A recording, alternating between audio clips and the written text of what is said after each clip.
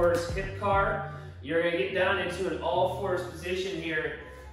In this position, I want you digging your toes into the floor. You're gonna brace your abs hard like you might get hit in the gut. And then from this position, we're just essentially trying to draw as big of a circle as we can with our thighs while my knees in this 90-degree position the whole time.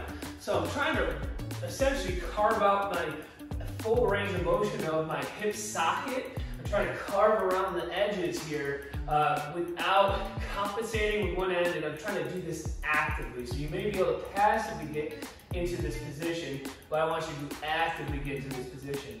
So also really important to note that while we're going through these ranges of motion, we're not kind of overarching the back. I don't want you leaning off to one side to essentially get more range of motion. The only thing that's going to be moving is my thigh and essentially my ball and socket. I want you to imagine your ball and socket and your hip here just essentially drawing a circle with your thigh.